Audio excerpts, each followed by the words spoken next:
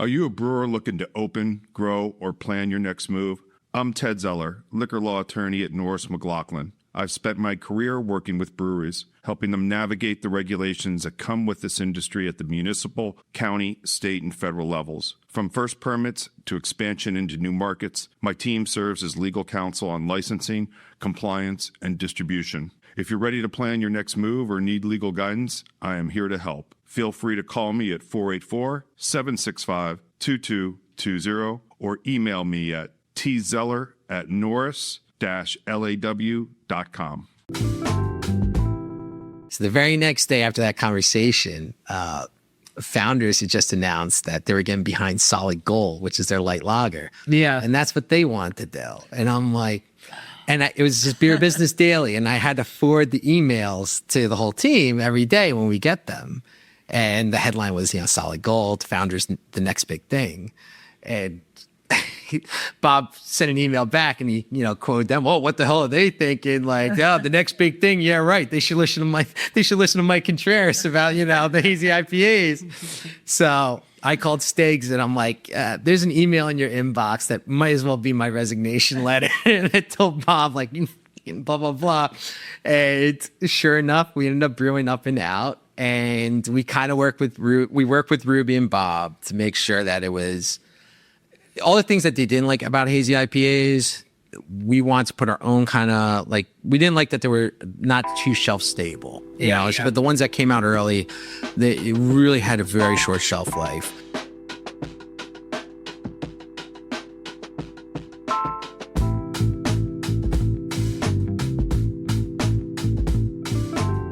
Welcome back to Brew That Podcast. I'm your host, Richie Tevlin, joined as always by Evan Blum. Hello. And today we welcome on Michael Contreras from 2SP. Hey guys, don't want to tap, sorry. You're fine. We've already kind of been doing the podcast the last 20 minutes. Feels like, well, let's just jump into it. First, we were talking about Patrick McDonald, the beer accountant. Yeah. Can we just continue the story? Yeah, so I, back in the day, I was a rugby player, and I played, since college, and I played for the Doylestown Men's Club. And I played for 1 year out of college. I moved to California, play out there for a few years. And the teams I played for out there, I could go back there, 4 years later, and nobody would know me. I go back 4 years later to Doylestown, and I'm walking up to the field. Can I curse on this? Yeah. They say, Contreras, you fat fuck, get on the field. And Pat McDonald was part of that crew of guys, and it was a great club. And Pat was, one of those really, first in the beer scene kind of guy with knowing what's going on. This is 2010, and we just talked shop for quite a while. And he was an accountant. He was just coming into the game, and he saw a great opportunity. The dude is awesome, really great guy. Highly recommend him. Very easy to deal with. So how is he at rugby? He's an intense guy. Have you ever seen him give a presentation? He's got a lot of energy. I was going to say he's got a lot of energy on the field. I'm glad he didn't quit his day job. Let's say that. So rugby now for both of us. But he was a great rugby player, vicious, and when you get on the field, a switch just kind of goes off. Pat has that switch. What is men's rugby like? Is it like the 37 under football program? Or is it completely insane? People are tearing ACLs, or it was men's club, college. Even in college, the clubs I played for, we would have guys, who, were 10 years out of school, ripping cigs, drinking beers on the side, and then come. Where did you go to college? I went to Hofstra for undergrad. I went to the Claremont colleges for grad school. Yeah. And I have some beer stories from there, with, doing some outside business. But, the men's club it's another breed of guys. But Doylestown, for their credit, they were a great club. And Pat, when we were there, we made it all the way to the national championships. But oh wow, we were all kind of like homegrown talent, if we can say talent. But when we get to the nationals, it was all funny talkers from when I say funny, Europeans, South Africans, and we were just this little homegrown squad. We weren't big guys or anything, but we took on San Francisco, and then we played Tampa Bay, and it was just kind of that's awesome. What the hell are we doing? Yeah. So, but no, Pat's awesome, really great dude, and awesome to see his success. So that's cool. Pat's going to come on at some point soon, and we'll ask him his take on you when that. Yeah, there's got to be. Don't Don't have ask him people- when I score my first try. They call it a Zulu, and you gotta expose yourself and run through. So don't ask him about that story, all right? But no, but yeah, he's great. That's funny. Cool. So you are with 2SP. I guess where you were in the brewing industry before 2SP was in existence, right? Yeah. So, I mean, just like many of you guys, I found craft beer young, and in college, my buddy had a small party. I'm drinking PBR, and he's got, I think, a bottle of Orval and a bottle of Pils or a Polaner. And he's telling me about In college? In college, yeah. This is 2002, 2003. So, so he's telling me about these monks that brew beer. I'm like, get the fuck out, And sure enough, he's kind of telling me all these stories about European heritage breweries and what have you. And I've always looked like this, since I was like 18. So I've never needed a fake ID. So there's a spot. I went to school in Long Island, and there was a great spot that had good selection of craft beer. So I just started going and picking up Bombers of Rogue, some Dogfish Head chicory stouts were around at the time, and just kind of got, head over heels with this new thing that was just coming out. It was kind of that second wave of craft beer. Yeah. So I came back after college, and Triumph Brewing had just opened up in New Hope. And Rich Colley, rest in peace, him and I started working there at the same time. Oh, wow. And yeah, Just bartending? bar. Yeah, I was. So I wasn't bartending. I was a server. They would never let me be behind the bar. But What about Rich? Rich was behind the bar. That was the best time. Was Rich the same as he was? Yeah. Oh yeah. Rich was an absolute nut, and that was probably. In college, I was kind of a nerd, and my friends were nerds. And there weren't frats or anything. And Yeah. The rugby guys got kind of out of hand, but Triumph those years was absolutely nuts. And the guys who were brewing there, Jay Michon and Patrick Jones, who eventually went to go brew. I don't know if you know these guys. They've since moved on, but Patrick Jones was, I think, he moved to Triumph Philly. He was the OG brewer there. He just made killer pilsners. And so I worked there for a year, moved to California, went to grad school out there, and I'm not that bright of a guy. And my family knows it. And I'm telling my mom this over the phone, and I'm not struggling, but I'm like kind of in over my head. She's like, maybe you should look for a job out there. But no, I'm going to see this through. I'm going to go for my PhD. And all of a sudden, I get a call out of the blue. It says Boston, Mass. And I'm like, what the hell is this? Hello, Mike Contreras. And she's, oh, Mike, yeah, hey, it's so-and-so from Boston Beer. We're really glad to get your resume. Love to schedule a call. I'm like, oh, yeah, sure, no problem. I'm thinking like maybe the local beer store. You talk to a distributor rep who had heard that Boston Beer was looking for somebody. No, my mom sent my resume because I talked to her. She's like, listen, we know how much we love you, but, I don't know if this PhD thing's going to work out. You really like beer, so... this is a long-winded way of saying I didn't get the job at Boston, but I hit up Rogue, and Rogue was, looking for somebody at that time in Southern California. So I interviewed with them a couple times, and amazingly, I'm 23 years old. This is like 2007, and they give me the job. And, craft beer now. What was Rogue like then? It was crazy. It was a different time, man. So, excuse me. So Rogue, the model for them was, the river runs wide, not deep. So they didn't really focus on local markets like a lot of breweries do today. And, for a lot of people who got into craft beer, Rogue was one of their first beers. And they're out of Newport, as we would say Newport fucking Oregon, which is like the Dungeness crab capital of the world that nobody's ever heard. How did that beer get everywhere? Their business model was just hey, we've got a unique package, the 22-ounce bomber. We're going to brew all these different styles of beer. And the packaging was great. And the brewer, John Meyer, who used to brew at Alaskan, and if you guys are familiar with Alaskan brewing, the smoked porter, that was his recipe, which was kind of crazy. Legendary recipe. Yeah, the Alaskan guy said, I saw him at a party. They're just like, yeah, that was John's recipe. So, but anyway, working at Rogue, I was in sales, and for sales, for your listeners is I'm dealing with accounts, bars and off-premise liquor stores, what have you. But I'm mostly dealing with wholesalers. And I think I had like 18 wholesalers at the time. Wow. And In Southern California? Central Southern California. Okay. So San Diego up to San Luis Obispo, out to Barstow, and down to the Imperial, like Calexico area, and Las Vegas. So I didn't do a great job. Let's just say that. I was completely green driving a Mazda Protege around, but loading in those bomber bottles into the trunk. This little thing that had a lawnmower engine in it. But it was crazy. It was great. And it was a time where you could go and sell. I was selling like what would be on the shelf at $13, $14 6-pack for Dead Guy Ale.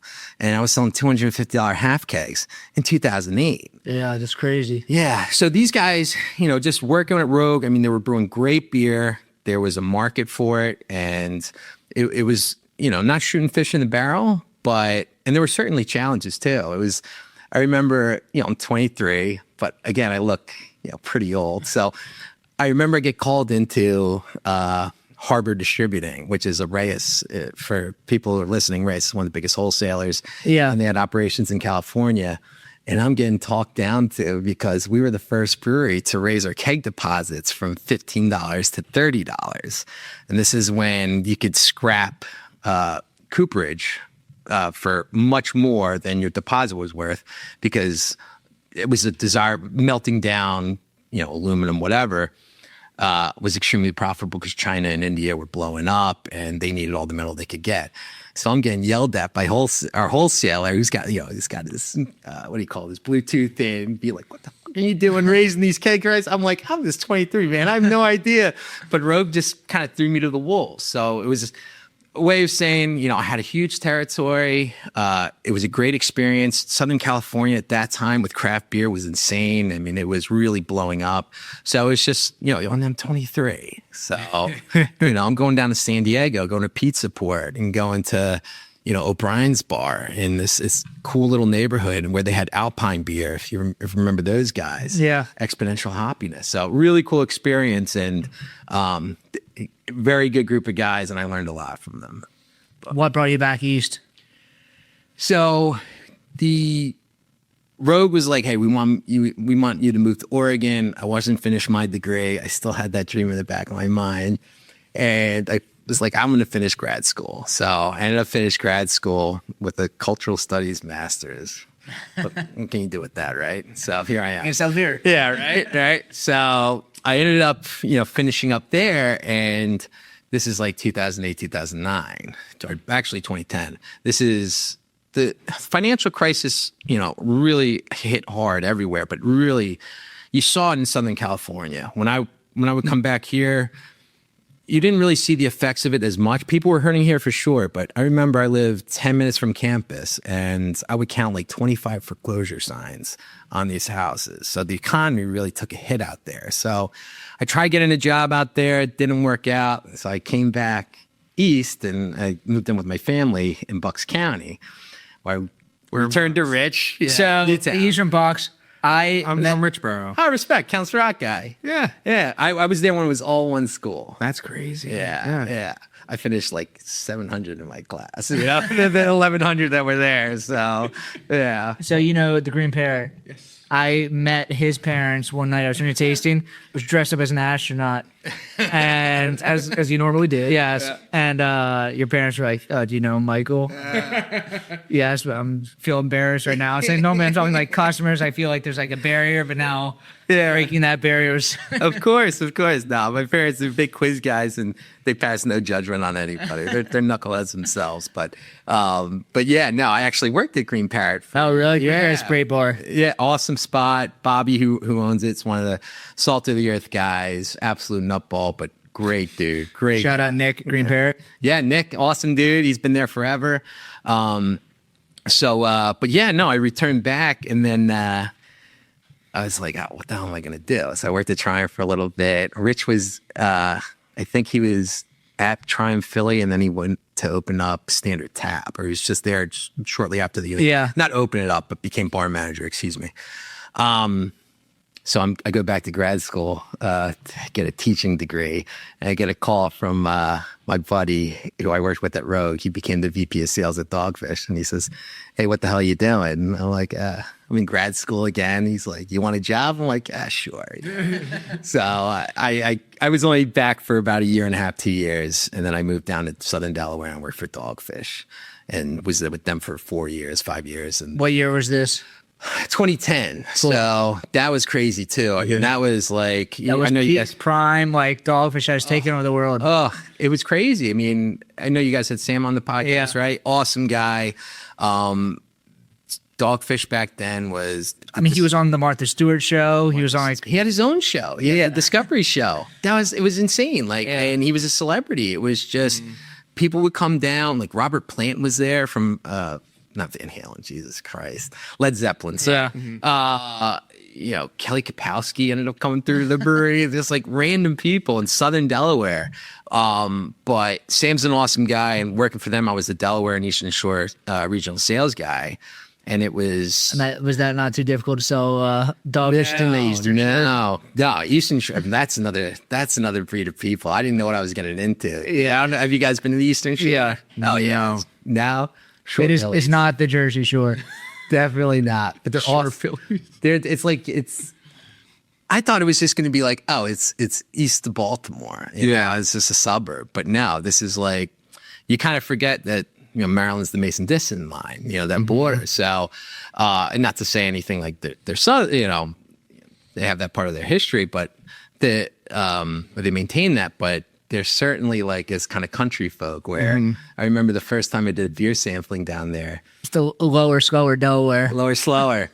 I do a sampling at a account in Fruitland, Maryland, which is just outside of Salisbury. And back then, wholesalers would come out and, support you and say, "What's up?" So I was giving my wholesaler some shit. I'm like, "Yo, Patrick, where are you, man?" He's like, "What?" I said, "Where are you?" And he says, "Mike, first, you never talk to me like that again. Secondly, I'm at Muskrat and Coon eating dinner." And I'm like, "What?" And he's like, "You ever had Muskrat?" And I'm like, "No." He's like, "Then shut the fuck up. I'll call you tomorrow." And I'm like, I have no idea where I am, who I'm dealing with. But, it was awesome. And the people down there, there's great spots in like Cambridge, Maryland, Easton, Maryland, where you wouldn't know. You walk into a spot like in Cambridge. He used to own a restaurant called Bistro Poplar. He's now at a spot called Ocean Odyssey. The dude was a sous chef at the French Laundry, but he's like the salt of the earth dude. He's got a great restaurant. I partnered with my boy Travis there. It's amazing. If you would just want to go down for a weekend to get away, it's almost like a mix because it's like it's a beach, kind of a beach town, but it's more of like a lake area. It's like a lake rural area, but there's like nice little towns down there that you can just kind of disappear to. Yeah, St. Michael's. And it's kind of a retreat for people in D.C., but yeah, people don't know. It's a quick, hour, 2 hour drive from here, and it's you feel like you're transported to another place. Yeah, for real. But that's cool. So, I guess what were the beers that you were selling down there for? Because they were making everything down there, but was it mostly 60 minute? So Dogfish, it was 60 minute at that time in my market at least was around 50% of the business, if memory serves me correct, and we were selling a lot of 90 minute. Burton Baton was very popular, which is oak aged Imperial IPA. Palo Santo had just come around, if you remember that beer. Palo Santo is Imperial Brown Ale aged in Palo Santo wood, which is like the hardest wood in the world. Sam would tell the story where, he went down to either Brazil or Paraguay, I forget where, but somewhere in South America where the tree is. And, whoever he was with was like, took a handgun out, he shoots this, little 2x4 of it, and the bullet bounces off. So, pretty crazy, this type of wood, but it yielded some, when the beer was aged in it, yielded this like kind of really just superb oak flavor to it. I couldn't imagine that my wholesaler today and pitching that beer to them. Oh, come on. I mean, it's that's the thing. Back then it was just, it was crazy stuff all the time, everywhere. And it would sell. Different, yeah. Yeah, I mean, we would have jokes within the sales team. It's like, Sam could do whatever he wanted in a bottle and it would sell. But Dogfish had that cachet, and a lot of other breweries did too. Yeah. And the market was completely different. It was growing. There was people coming to it. They were very excited. And there was a lot of cool beers that, people hadn't done before. And the novelty of that, the Ancient Ale series with beers like Midas Touch and like Tank It, there were cool things that, what was his name? Pat McGovern, just, hey, these are recipes, do your own kind of modern interpretation of them or follow them to a T. And that was an interesting story, and people were captivated by those things. And you could sell beers that in 750 milliliter bottles at, $18, $22 a pop, people kind of, you would have much more difficult time today selling, unfortunately. But yeah, that was kind of this heyday of you could, grow a brand nationally and with these kind of very novel beers that, today would be very difficult to sell within your own backyard. So Even in your own tap room. Like, you aren't even buying like barrel-aged 22-ounce can bottles. Yeah. Think about, back in the day, man, you used to have bottle clubs all over where we used to have one where it was just, hey, we're going to just do a barrel program and limited. And it was very tough for us to manage. And a lot of breweries, it's very tough to do. But hey, we had the people who were very interested in it. And it's no disrespect to the customer. They just have moved on or the tastes have evolved. But yeah, that was a completely different time. So, yeah. And then from there, you went to where? To Iron Hill? Or you went straight? So I'm one of the few guys at 2SP who never worked for Iron Hill. Okay. So we have a very close relationship with those guys. They're all great guys. Can you give us the breakdown of the team? I know Bob Brouwer is the... So you have Michael Stiglitz, who's the owner, along with... So he owns Two Stones Pub. So that's where the name 2SP goes. Mm-hmm. We're not clever enough to think of another name. We just, abbreviated it. So... He worked with Bob at Iron Hill Media. And he was a chef. He was right in the kitchen. Yeah, so Chef Steaks. And he was he was a good chef in Philly. He worked for some... The Four Seasons or something? Yeah, and Susanna Foods and Striped Bass, I believe. Yeah. So They crossed paths with Marnie by any chance? You know Marnie Old? I know Marnie Old. Yep. Marnie was the wine, he might have. person there. He might have. I'm not sure. I think he did. But he, had a family, and he was like, hey, I need to change my hours of Philly lifestyle, especially that restaurant culture back then. Back house guys get a little bit nuts. He's like, I got to take it back a little. Yeah. So he went to go work for Iron Hill and work with Bob. So Bob was at Iron Hill Media at the time. They worked together, developed a relationship. Stiggs moved on, and he opened up Pickle Pig Pub he opened up, Pickle Pig Pub and Pig and Fish in Rehoboth Beach. Did you ever cross paths with him down there? No, he moved up the time I got down there. He was opening up Two Stones Pub. So him and I never crossed paths, and his partner, Ben Muse, we call Gumbo, he worked with him at Pickle Pig. They both went up and said, hey, we want to do a similar concept, but in Newark, Delaware. Okay, yeah, I was going to ask, is it Delaware and Pennsylvania kind of blend into each other at some point? Yeah. And was it in Delaware first or Pennsylvania? So it was in Delaware first, the restaurant. So the first location was in Newark, and the second location was in Wilmington. Okay. And then they opened up Kennett Square. And then I believe it was Hocus next, then Jennersville, which is out in sort of western Chester County. Yeah.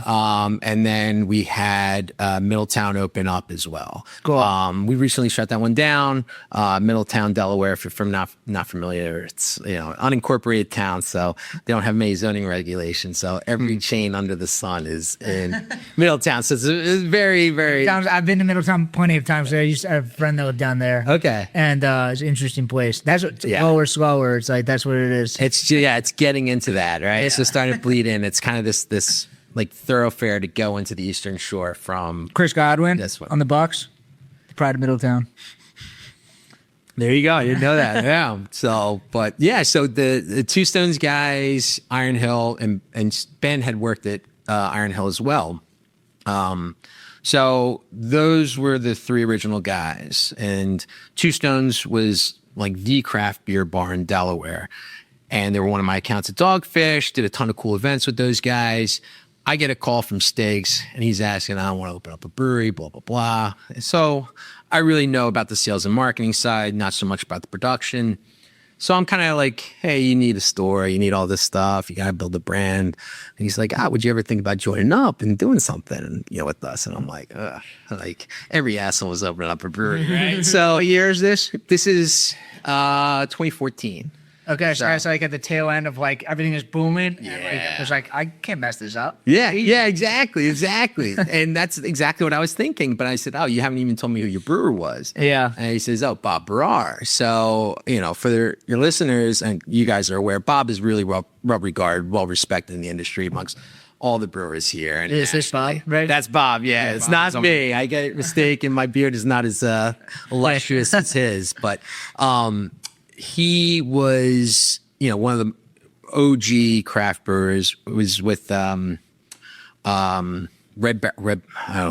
Brick Brewing. Yeah. Sorry. And then he was the brewer when the Spectrum had a brewery in house. I don't even know if I knew that. Yeah. Throwback. Yeah. So he was the brewer there, and then he went to Iron Hill, and he won a ton of medals at Great American Beer Fest. I think from 99 to whatever. When the GABF medals meant a lot. Yeah. It absolutely did. And people would kind of flock to your spot if you had won a medal. And he was the guy. But for me, when I heard that Bob was the brewer, I was like, this is a really unique opportunity, because it's like having an Olympic swimmer in a bathtub, right? He only sells his beer at Iron Hill in that one location. I have a chance to bring his beer to the region. So I was like, all right. Yeah, you can sell this. I can go from one easy job to the other. So I thought, hey, why not? So we all joined up, and Andrew Rubenstein, Ruby, he was with Iron Hill, awesome dude at Sacred Vice. Yeah.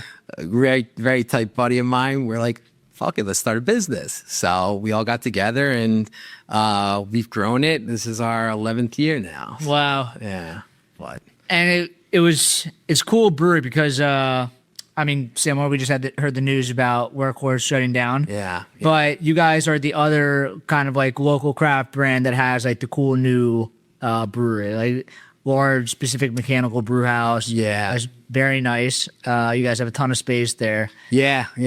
And it's I used to go to, you guys used to host NBA meetings. Yep. We used to come there all the time, and it was like the NBA was showing off like, listen, guys, like this is what you guys should be. I used to take tours there all the time. It was amazing. Yeah, no, it's awesome. I mean, where we're at, so we're in Aston. Yeah. Technically, our mailing address is Aston, but we're technically in Chester Township, which is great because the cops love us there. It's really nice. It's just us. There's no sort of private equity involved, no other funding. It's just this group of guys. Yeah. And we're able to get this space, which is pretty big, but granted, it's because, we're in an industrial park in this, sort of secluded area, right near where the Union Stadium is. Yeah. But yeah, it's a great operation set up to be sort of like a regional brewery to brew a good amount of barrelage of, core group of brands. And we have smaller tanks to do occasional brands, what have you. So it's been a great space for us. Could we have opened up somewhere else with a little smaller location where we could have gotten more taproom traffic? Hindsight's, 2020, but it's worked out for what we were set out to do. Definitely. Yeah. But so what kind of beers did you guys start off with?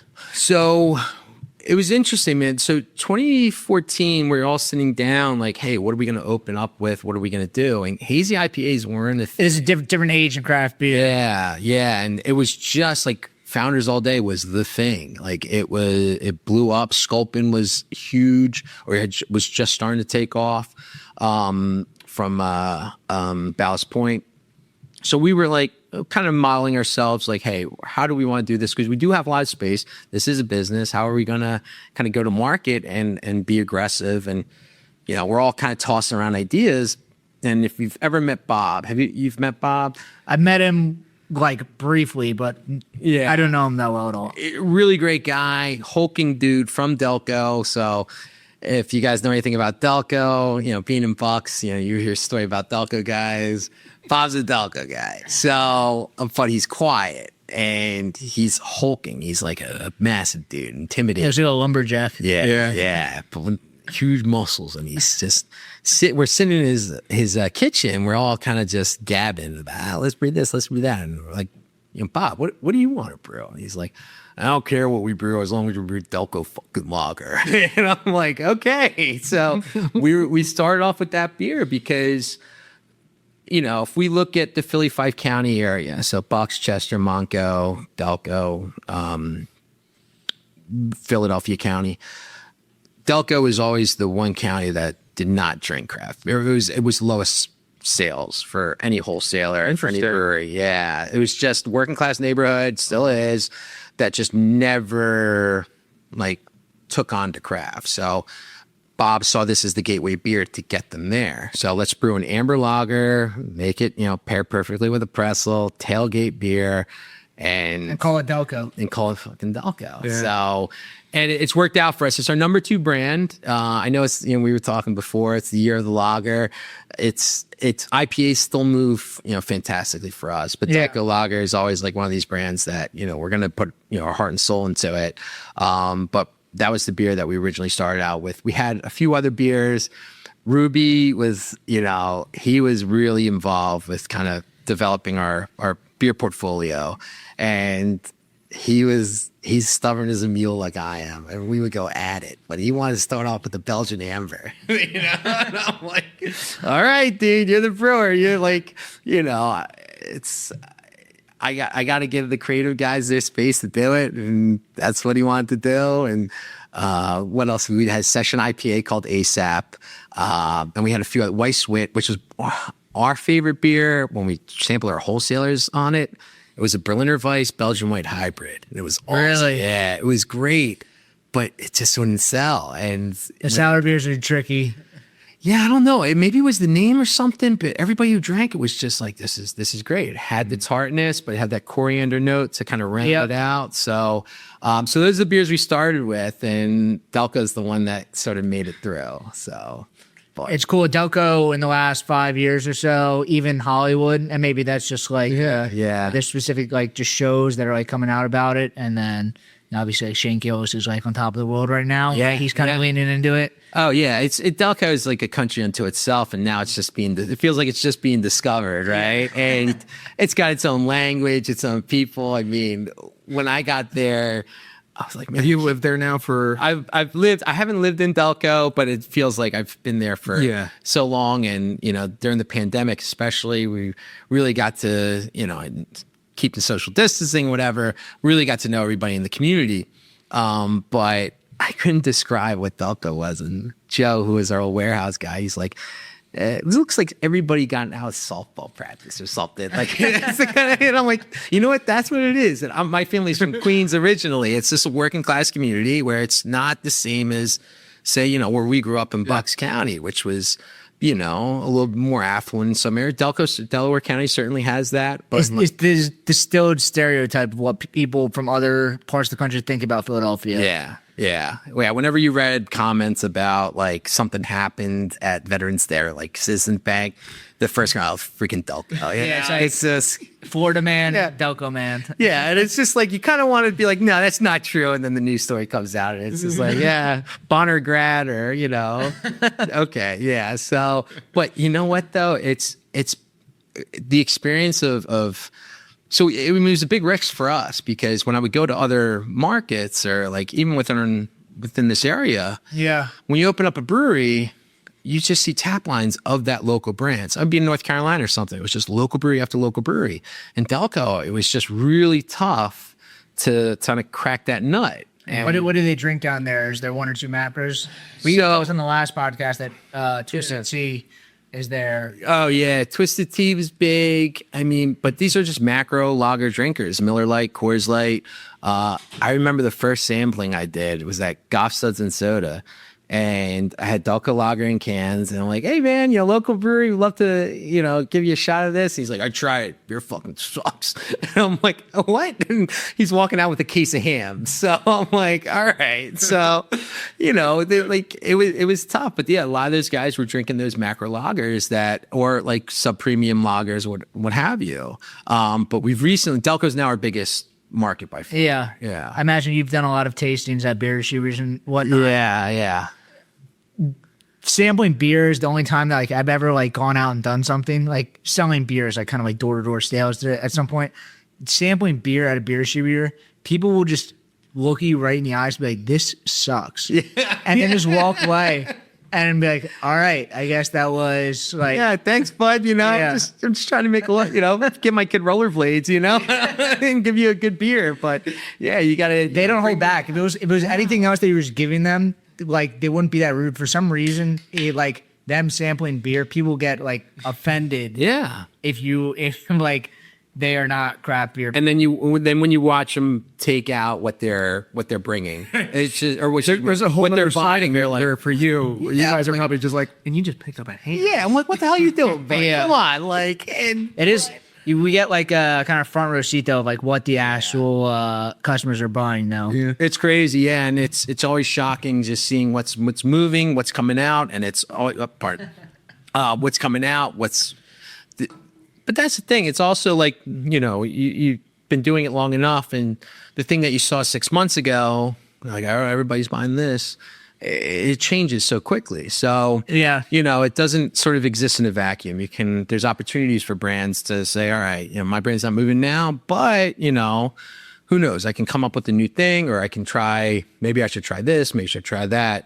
Don't give up. The craft beer community is like very fickle. It's like they're very opinionated, but that's one reason why the industry is so cool, because people are passionate about it. But it's cool that your Delco brand, Delco Lager, has survived for so long. Yeah. Changing like that. But now you're saying what, up and out is your top? Yeah, brand now? up and out's our top brand. I mean, even brewing this beer was a challenge for us, where Ruby and Bob, like hazy IPAs in 2015, 2016.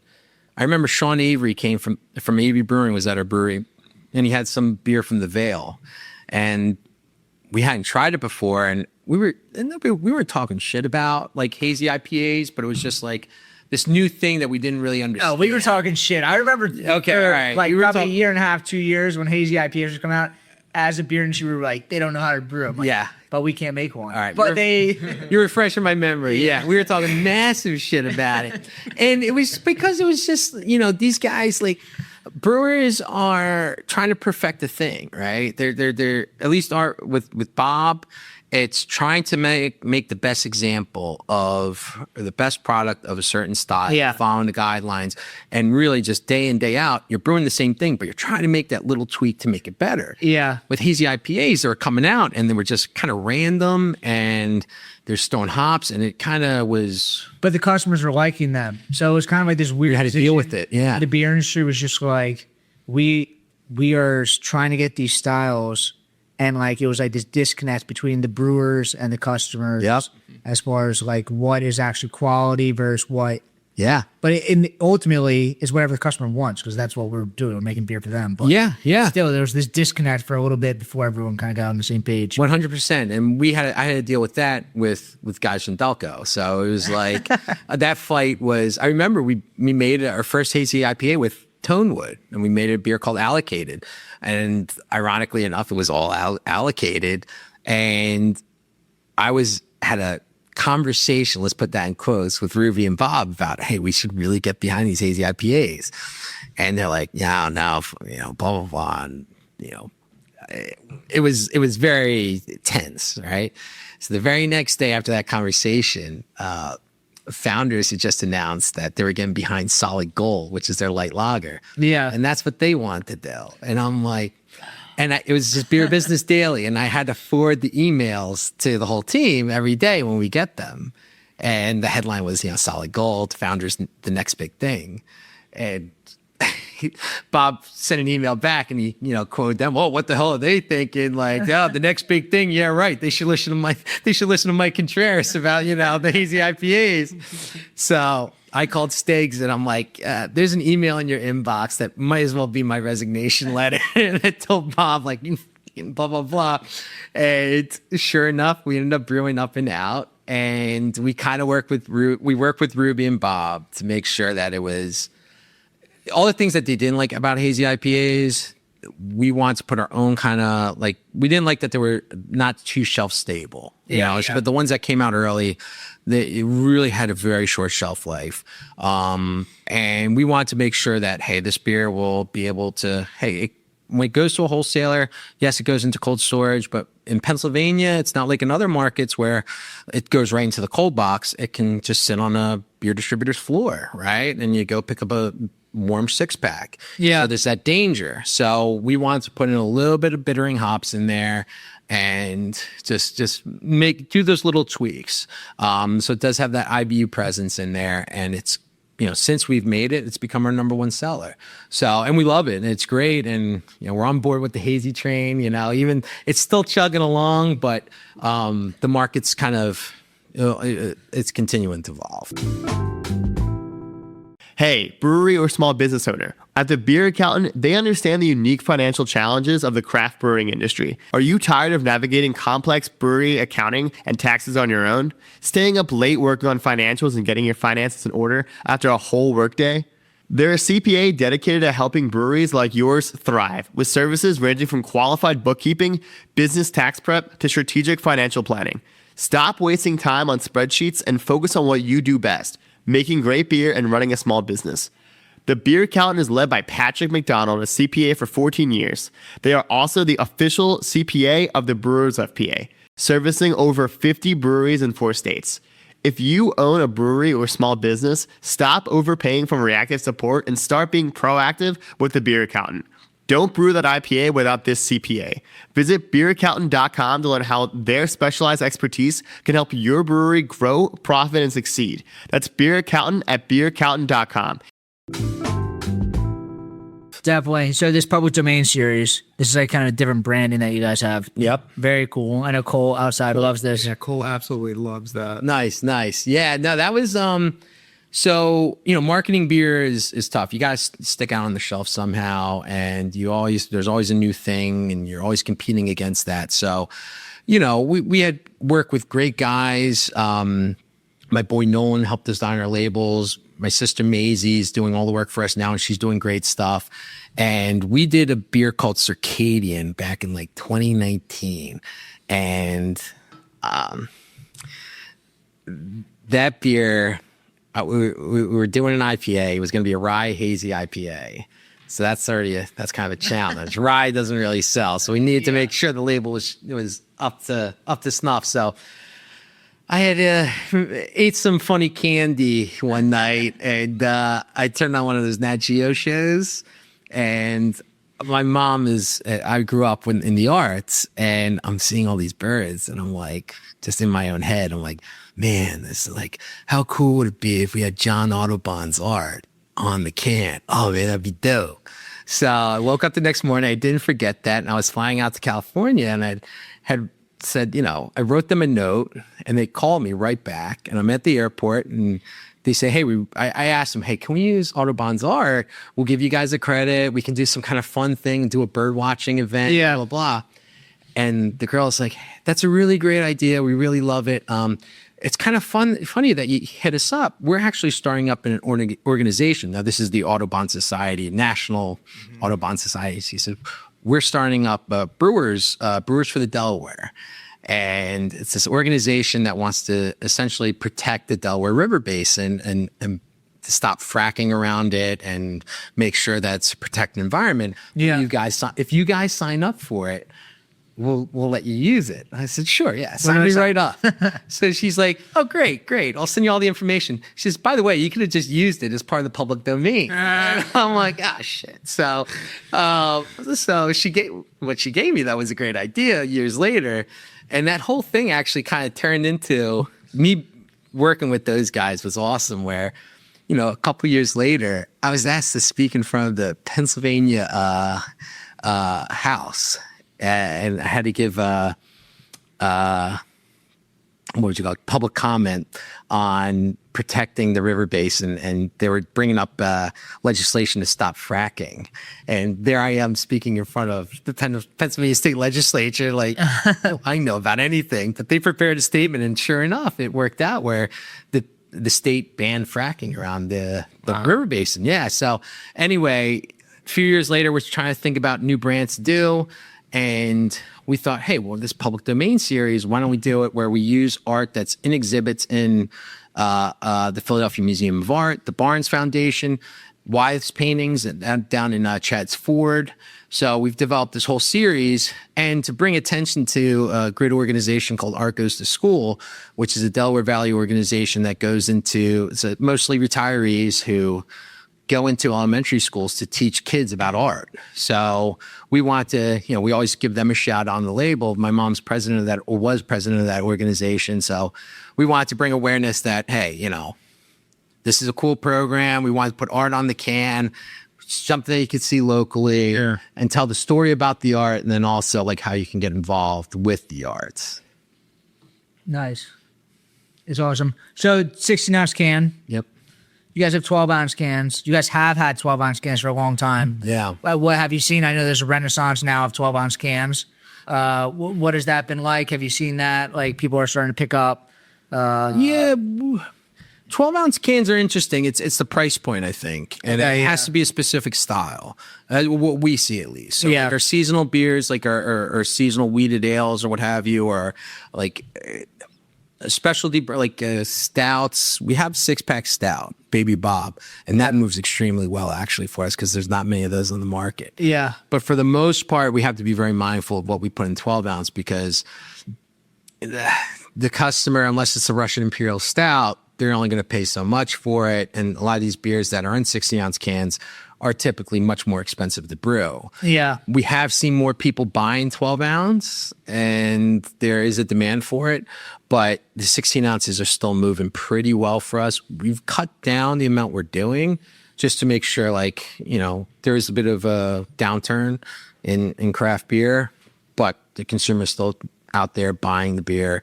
We just don't want to overload the shelves, so it's nobody's backed up. Yeah, like this 6.6% West Coast IPA. I want to drink this in a 16-ounce can. Yeah. But then you have the Up and Out and the Delco, and I think those are both kind of like 12-ounce. Yep, refrigerated beers that you Yeah. want to just grab, throw at a tailgate, whatever. And those beers are becoming, certainly they're moving a lot better. And the pandemic was, we got to do just 16-ounce beers because that was For a year and a half. for a year and a half. I think, yeah. It was a crazy time that time. It was awesome. Like, we had to pivot majorly, and everybody did. Yeah. But our brewery was very strongly on-premise driven. So when I say on-premise, bars, we do really well in draft. Cans, we've always done okay, but we never really did the 16-ounce, get after it, different flavors all the time. But when the pandemic happens, like, we have no choice. Over half our business is just shut down. Yeah. So, we ended up just in Delaware County doing,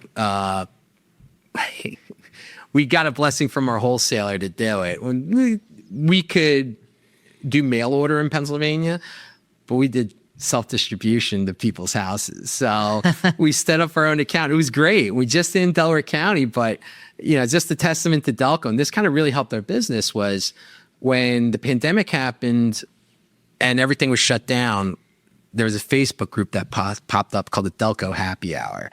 And like in the first day, there was like 10,000 people. Oh my! Second day, there was 50,000.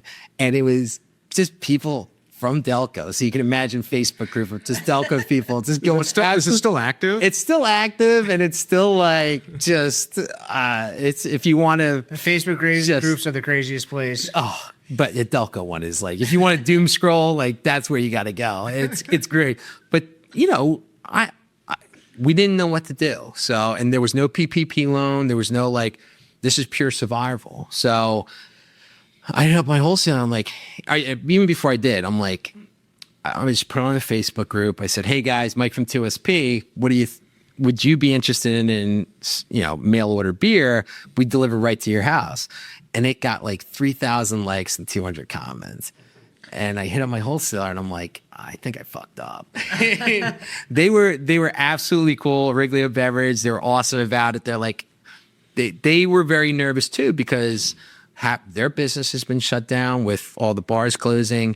And And we don't want to piss off our retailer partners too with like cutting them out, but they were completely understanding. If they can't sell it, then what's the point of you not being able to sell it also? Like, what, you all have to Well, the beer distributors could, I guess. So they were like an essential business. Yeah. But they saw, especially in Delco, that's the thing about Delco. It's like, you know, we can talk shit about it all day. I don't. I love the place, and it's just, you know, deep down they look out for one another, and they looked out for us. Delco loves Delco. Yeah, they do, and it's they'll talk shit about you all day, but then when it comes to, you know, the rubber meets the road, they got your back. You know? Yeah.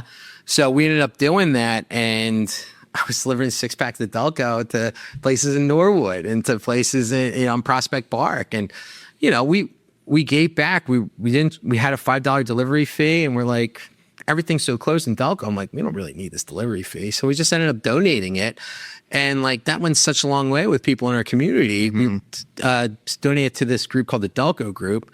And, you know, since then, I think that's what it took in Delco. It's just, Delco doesn't think it can have nice things sometimes, but like, they really get behind you if you get behind them. And, you know, that's what we've been trying to do for the past 10 years. And it's definitely caught on. We love them for it. And yeah, it's a really cool place, and the people are great. So you guys are by the, what is the soccer team? You guys are by their stadium. Union Stadium. Union Stadium.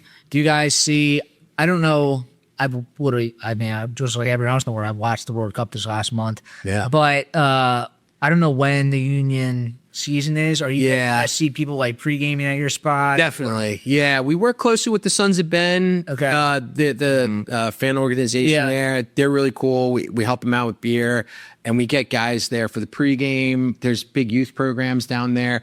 We don't get the kids. We get the dads that come in, you know, who are dropping their kids off, and they come in and have a beer.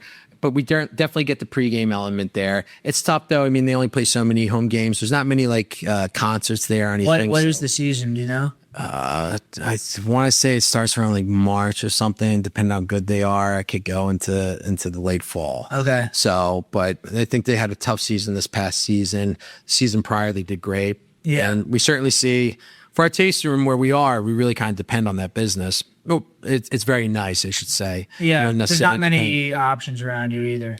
No. There's some great bars, Coco's, Sundance Saloon that, you know, there's guys out, and there's some bars in Chester that we really love. But yeah, there's not really many for people who are, they're just in the area. There's not that like, oh, we all go to the PJ Willihan's or something. Yeah. Like we're sort of that spot that is familiar, that they know, oh, 2SP's right here. We get food trucks there on the weekend. So yeah, we do get a lot of customers coming in prior to the game to come, you know, pregame or what have you. Nice. You guys did a beer with Wawa at some point. Yeah. How did that come to be? So 'Cause that's crazy. it's nuts. Is Yeah. Wawa, Pennsylvania, in Delco? Yeah, so they're in their corporate office is, I think their mailing address is Media. Okay. But it's down Baltimore Pike. Yeah. So I mean, it kind of writes itself. Yeah. You know, the collaboration, but how do you get Wawa to do a collaboration with a bunch of Delco dumb shits? You know, like us. So I ended up. You know, I'm like, man, this has always been on the table. I drink Wawa coffee religiously. I've had Wawa once a fucking day. Yeah, and that's the thing. And especially around here, it's like a religion. I mean, there's a church in every town. Now there's a Wawa in every town, but it's also like, you know, a place. There's a couple of Wawas in every town now. There's a couple of Wawas in every town. It's a place where people gather, though. And Yeah. it's just, when I say gather, I mean whether that means eating on the trash can but just like, yeah, it's kind of like it is a religious experience. You kind of go through you walk in, you know exactly where you got to go. It's like you have a pattern, and like the people there, and you're respectful towards them, not necessarily in the parking lot. But, you know, it was just, you know, something that we had to do. And we were trying to think of, I think this started in 2019. And I was like, man, we got to think of something to do for Q4 with our beers. And Wawa had just started selling beer, right? Wawa had just started selling beer in the Chad's Ford location about a year prior. So I met all these guys, and I didn't, you know, I'm in sales, you know, hard sell right in the beginning. You just say, hey, how you doing? Nice to meet you, blah, blah, blah. Had all their contacts, and I'm like, I'm going to hit them up eventually. And, you know, September, I just said, you know what, fuck it. I'm going to just cold call it. And I hit the people up who had invited me out to their opening in Chad's Ford. And I said, I'm sitting here drinking a Wawa coffee, which I was, thinking about what the hell we're going to brew in Q4. We're in Delco, you're in Delco. Why don't we get together and talk about potentially doing a beer? And to my surprise, like a couple hours later, I got an email back. And they're like, yeah, we'll come by. This like Tuesday work. I'm like, oh shit. Like, I don't know what. Yeah, absolutely. So they come in, and these guys are great. I'm still friends with these guys to this day. One of the guys went to school with Bob, our head brewer, a few years before him. So I didn't have that in, but I'm like, I can play on the Interborough Bucks thing. Yeah. So I met with them, and I ended up talking to them about. I had gone into a Wawa the day before the meeting, and I saw they had a new coffee there called the Reserve Coffee. I'm like, I bet they changed that up. So they come in, I take them on a tour, and they say, what's your idea? I don't have any PowerPoint presentation. They got nothing. I'm like, listen, I see you got this new coffee called Reserve. I imagine you switched that up. Why don't we make something for the next round of them? And their eyes just kind of lit up, and they said, I think that might work. And I'm like, shit, like, wait, really? And they're like, yeah, like, so they had just gotten rid of they were trying this experiment to do sort of a higher end coffee, and they were very nervous about the holiday coffee going away, which is still around. Yeah. So they're like, I don't want to develop, but whatever. They're cool with this. So they're like, yeah, let's do this. We think we want to market this Winter Reserve coffee that we have coming out. So they present it to their board, and they say, we're in. And I'm like, great. When do you want to do this? And they said, November. And it's like October 1st. And I'm like, oh, I got to develop a label and get all the ingredients ordered, develop a recipe. Not a next day thing. No, but when you have guys like Bob and Ruby, we were able to. Through the schedule, let's figure this out, right? Yeah. And This is it's such a unique opportunity. you have to get behind it. Yeah. And we developed the label. My boy Nolan Strauss from Post Typography, he's on his own now, developed the label. And you're dealing with Wawa, like major business, privately owned, but still, like, you don't know, it's got to go through channels, approvals. I'm thinking I'm going to have to send this label back 100 times. They're like, this looks great. Yeah, go for it. I'm like, what? And they're like, yeah, this is awesome. I'm like, this is going a lot smoother than I thought. And they were so cool to, like, when we did this, since then, other collaborations have happened that are similar to this with, like, you know, retailers or different groups, and they like to keep it in-house. They don't want to go in anywhere. I'm like, our retailers are extremely important to us, like all of those relationships, and we knew how big this is going to be. And if we just give it to Wawa, like, this would blow up in our face and really kind of hurt us. And this is something that we want to bring to the community, because this is something that's going to really just... Yeah. And it ended up doing that. Wawa was completely cool. They're like, absolutely, go sell it. You know, we didn't overdo it. We did 90 barrels, which is, 900 cases, which was far less than the market was demanding. We ended up launching the product, and they were as surprised as I knew this was going to happen. This was when lines were still occurring for releases. Yeah. We had the Chad's Ford location, and we're there at the release. A line was wrapped around the Wawa. CVS, ABC had helicopters going around. Yeah. They're like looking at me, and I'm like, what do you want? So we worked with them for 5 years. Awesome people. I mean, We've been on multiple beers with them then? yeah, so we did it year after year. We did a springtime beer with them too. We ended up doing it in Florida and Virginia as well. Yeah, it was really cool. We worked with Hardywood in Virginia on a recipe. Hardywood's an amazing brewery. I love them. Yeah, really good dudes. Coppertail, Casey Hughes was down there, who was the old Flying Fish brewer. And he was at Coppertail at the time in Tampa. So we did collaborations there, and then we did them up here, and it was great. We did them during the pandemic, and the Wawa people were great to work with. So we did that for years, and it just kind of was just like, hey, with craft, it's, people are always looking for the next thing. So we just kind of like, did our own things, and, we work with Herman's Coffee now, Little Goat Coffee. I still keep in touch daily with the Wawa people though. They're awesome. So it was nice, like kind of surprising collaboration. The beer was awesome. It was just a nice, I never put two and two together with it was a porter like that I remember seeing, at least, I think. We had, so it was a stout, and then we had the bottled beer there was no porter. It was just, there wasn't, okay. Yeah, it was just imperial stout. We did a barrel aged version of that. Okay. So, but yeah, and the beer turned out great. Yeah. With how Bob and Ruby approached, a lot of our beers, whether they're barrel aged beers or when we add like a fruit to a beer, what have you, you don't want one to overpower the other too much. You kind of want them to blend together, balance, and sing off. So with the Wawa beers, we try to really, and all the other coffee beers we've done since, amplify the flavors of the coffee. The coffee will amplify the flavors of the beer. And that's a really difficult balance to get. And we got those for sure with the Wawa beers. But yeah, it was just like, it got so much press. Like the CEO of the company, like this got more press than Hoagie Fest. You're like, again, and they took a chance, and they worked with some local guys, and that's huge. To give us an opportunity like that to.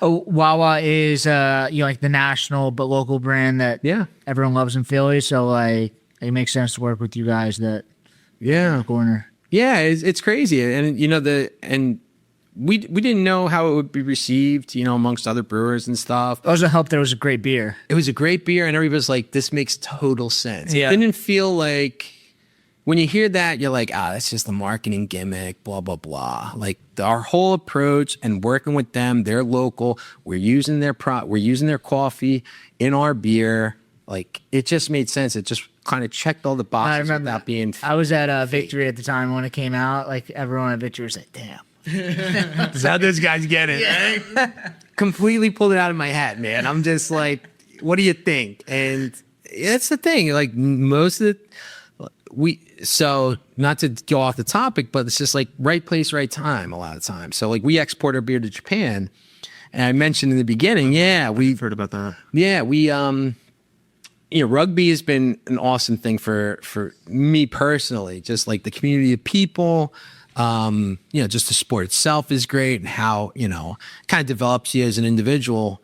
But the rugby community is kind of a global community. And when I went to Claremont, I had gone out to the college team there, and there was I played there for a few practices, and a little Japanese guy comes out. And, rugby's a rough game. So, whenever a new player comes out, you want to invite him out to beers and hope that he comes out, because you need bodies, right? And a lot of guys quit pretty quickly. So you want to make him feel part of the team. It's like, hey, man, we're going to go grab beers. You want to come out? He's like, hi, yes. And I'm completely unfamiliar with Japanese culture at the time. So me and my buddy Lloyd, big South African guy who can put some down, we're drinking, and he's like matching us beer for beer. He's like 5'5", like 150, and doesn't speak good English at all. So what better drinking buddy is that? So I'm like, who is this guy? And me and him became very tight. He was in the MBA program. I was in philosophy. So like we were just talking past each other the whole time throughout our friendship. And we're at a bar one day, and he's like, I just had started with Rogue. And he's like, Mike, if you ever open up your own brewery, I import. And I'm like, okay, sure, bud. I'm like, yeah, absolutely. Let's get another one. And, however many years later, 10 years later, we open up 2SP. I get a call from him, and he's like, Mike, I'm going to quit my job. I'm going to import your beer. And I'm like, bro, you got a family, man. Like, I don't know what you're thinking here. And he says, no, I'm going to quit my job. And he was very successful. He worked for Ernst & Young and like major consulting, agencies. And I get a call a week later. He says, Mike, I quit my job. I'm like, oh shit.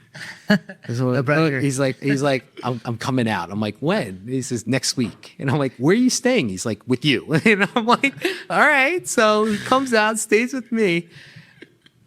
Because I had been in the industry for a while, I took him out to different breweries, Industrial Arts. Who did I introduce him to? You guys at Evolution Brewing, I think RER, a few other guys. But he's developed his own. He created his own importing business. He has other half now. Forest and Moon, Tired Hands. He got on pretty early on. And he's developed this thing, and it's kind of crazy. The Japanese beer market is like it is CBC. Awesome. Like there's a lot of Japanese people that we saw in town. Yeah, there were a ton. Yep. And I have Japanese cousins. My uncle moved to Japan. There you go. 38 years ago, never came back. So my cousins are Japanese, and their husbands are in the brewing industry. No kidding. So when they were or whatever, but it was like. It is a very cool beer market. Apparently, the hops from Japan are very cool. There's like a town that like has all the hops, kind of like Pacific Northwest. Yeah, Japan. Imagine Northern Japan or something. I went out there in 2019, and I was shocked that people knew us and they didn't know who Allagash was. So it's like, all right, So but cool. It was great, and it was just the people there are fantastic. But and they were genuinely excited to hear about the beer and just get a sticker from you, but also just to have a beer with you. And we've been exporting there. It's a small amount. It's nothing crazy, but it's cool to do. It doesn't matter. Something like that. It doesn't matter how much money you're making. It's just, it like improves the quality of your brand, I feel. Yeah. Oh, 1000%. And I mean, you can have Delco Lager in Hiroshima, but you can't get it in South Jersey. I don't know. That's quite funny. Yeah, and it tastes great over there because these guys are like to the nth degree about keeping it the lines clean, making sure it's poured at a specific temperature, what have you. And my buddy's like it's mostly white guys who import. Who live in Japan who import American breweries. He's like one of the first Japanese guys to do it. And it's kind of crazy. He comes out and, we're talking about his business, and he's very, conservative, at least, expressing himself. And he says, how's the business? Excuse me. He says, how's the business going? I say to him, and he's like, it's going okay. I need to make more money. And I said, well, how do you distribute? Like, what do you, he's like, oh, I pay third party. And I said, you pay a third party? I'm like, how much are you paying a keg? And he's like, $10-$20. I'm like, you can deliver 10 kegs and have a truck payment. And he's like, I get my own truck. And I'm like, well, wait, hold on. You think it takes more than that? He's like, no, I get my own truck. He's one of the first, he's the only guy really out there doing his own deliveries with his own sales team. He's got little reefer trucks.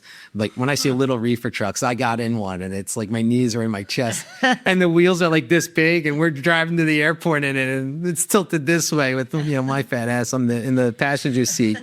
But he's just developed this nice little culture. And like I was at McKellar in Tokyo talking to the guy there who's forget the name off the top of my head, but he's from Spokane. I was asking him about June, and he's like, he's killing it. He's just one of these guys who's been able to, just find his angle. Yeah, find his angle and run right through it and be on top of it. So last year I saw a bunch of I think it was like Other Half, Evil Twin.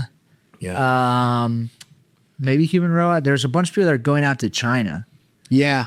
And like that's like just like hitting like the Asian market is just like it's so far, it's literally on the other side of the world from us. It's like hard to get to. Yeah. But I guess if you have contacts out there, like getting when you go to a restaurant here and you see a beer from Japan, you're like, oh shit, what is this? Yeah. It's the same thing when you really want to try it. Yeah. When you see beers from, it's getting it over there. And especially when events happen, like if you remember, the Suez Canal was blocked.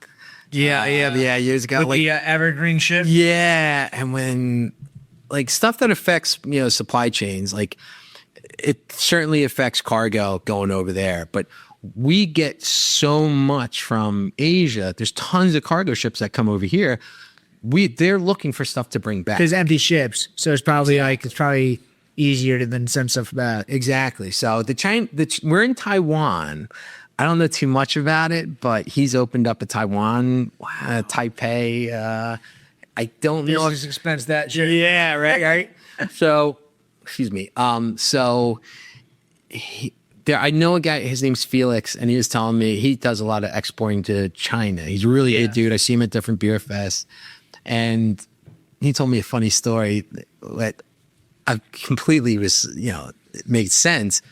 He says, you got to be careful with what you export to China. And I said, oh, why is that? I'm thinking labels or something, or, just some sort of maybe formality with the Chinese government. He says, no, I sent a bunch of lactose beers to China and we had a big event. Lactose isn't a part of the Chinese diet. So yeah, so he says, yeah, you have lactose beers. The conversation like a movie or something. Yeah, a horror film. And I'm like, oh, this is unbelievable. But that side of the world, China, South Korea, Taiwan, Japan, our buddies who live in Indonesia and Bali, those places, they're looking for good beer. In America, it's lost a little bit now on us, but we kind of forget how special American craft beer is. Yeah. And the rest of the world kind of looks at us as like the forefront of, and in Japan, you were mentioning CBC, those guys, if you watch World Beer Cup, they were winning a ton of awards. And that hadn't happened. So the way that a lot of people are looking at European export lagers now. Yeah. Probably the rest of the world looks at American craft beer, hazy IPAs. Yep. Exactly. And they're excited and they see, the uniqueness of different regions, and that they follow they're on top of their game. They know what's going on. Yeah. Almost to a disturbing degree. Like, you know about us? You know about our little brewery here in southeastern PA? What? But yeah, I'll never forget, like, just having a beer in Hiroshima. My buddy sent me down. He sent me to a bar, and I watched the baseball game with one of these guys who's the bartender's friend, and like just slamming up and outs and just having the time of my life. That's amazing. I went they had a fish cutting, kind of like how we have pig roast. Yeah. They had a mackerel or like huge tuna. Yeah. And I went to an event where we were drinking our Imperial IPA there. It was the best. But it was like, my buddy's like, you got to lift up the fish. And I'm like, I'm not going to do that. And, we get to the event. I'm having a few beers. He's like, you got to lift it up. I'm not going to do it. So they bring out the fish. Everybody's taking pictures with it. And I'm like taking my picture, and he says, lift it up. And I'm like, no. And like a couple other people are like, yeah, lift it up. I look around the room. If this was any bar in Delco, half the room could fill it up, like lift this thing up. It was like 110 pounds. I look around the room, like, I'm the only guy who could do this. So I'm like, all right, this is my time. Why not? So I end up lifting it up and like, American, so strong. So I feel like I'm on top of the world, right? So I'm drinking the up in a ways. I'm like, wait, what? This couldn't be a better experience. So we're in a small circle, and they don't speak English. A lot of these guys, a lot of people in Japan, it's not like going to Europe where they, good amount speak English. So they're all talking Japanese, and a group of girls come up. So I'm just sitting there drinking, and one of the girls just puts her hand on my belly and starts rubbing it. I'm like, all right. So I think I'm the man. I'm drinking my up and away. I'm so strong, And she takes her hand off, and another girl goes and she puts her hand up on my belly, and I'm like, all right, what's happening? And they're like, oh, no. Very cute, very cute. And I'm like, okay, like sumo. And I'm like, oh. Just gotta take it as a compliment. Yeah, so I never want to go to Japan again. So yeah, they wounded my ego. But no, it was just such a cool experience going out there, seeing the culture, seeing the people, and like just making a trip out of it, of course. It's so funny. Delco, Japan. Yeah. Have some connection. Yeah, no, it's absolutely wild. And that's how we went to Industrial Arts, and Chief, who was Jeff O'Neill, my buddy June was pitching him, and he had just opened up, and he was the hot thing in New York. And he's like, I'm just focusing on New York. He's like, my buddy June's like, you can have New York and Tokyo. And he's just like, that's actually kind of cool. It's got a ring where it's like, the two big metros. Paris. Yes, exactly. So you can find all these great breweries from the East Coast, and that was his focus originally. I think he's picked up a few more, but that was his focus. Like in East Coast breweries, because West Coast breweries had a huge presence out there comparatively, because of distance. The cargo ships coming in would go to LA Harbor or something, or Seattle, what have you. So it just made sense to import more of those. But yeah, pretty cool experience exported out there. That's awesome. Yeah. So let's wrap this up, and then you can hit our Patreon, aka we can see if we can do the. We don't have a Patreon, but maybe we'll be able to talk about this after the episode, because I think whatever's happening, will probably be out when this episode comes out. So let's just end the episode now, if that's fine with you. Sure. So where can we find 2SP online? So 2SP Brewing Instagram, 2SP Brewing on Facebook, www.2SP Brewing. Find us in Delco at Aston. Come to our tasting room, open 7 days a week. Really great staff there. Really good beer list. It's not just IPAs. We got lagers, we got pilsners, we have great stouts.